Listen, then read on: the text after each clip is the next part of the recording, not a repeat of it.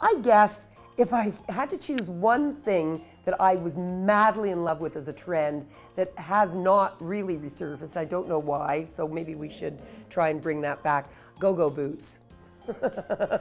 And I was the first kid at my junior high with go-go boots. So, yeah.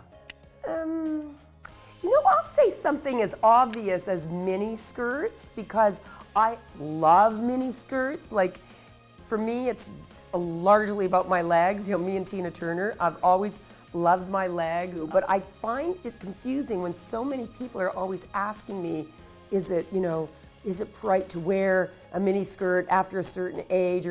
And I think, you know, and then someone once told me, oh, you know, there is this rule that your skirt shouldn't go below, I should say, above your fingertips if your arms are hanging at I don't know, and I started thinking about that, and I thought, well, hell, sometimes my skirt does go shorter than that, and is that like a bad thing, or is that like a fashion faux pas?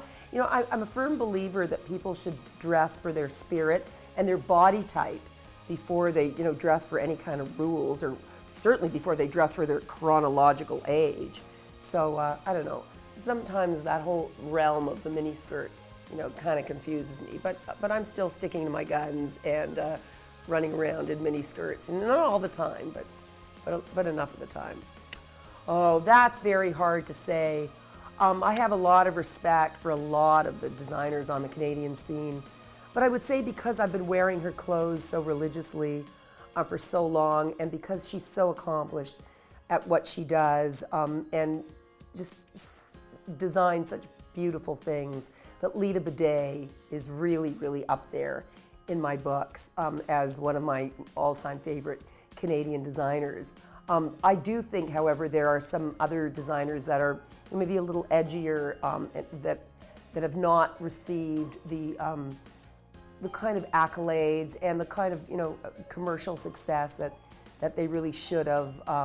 People like Denis Gagnon, a genius, no question in my mind that he's a design genius. You know, I love Marie Saint-Pierre. I love the, you know, the Montreal designers, you know, with the edge, although there are a lot of newer, you know, younger ones on the scene. Love Greta Constantine. I think those boys are beyond fabulous. You know, and then I think of the great designers who, or there's this young guy out of Montreal now by the name of Dewey that's just brilliant.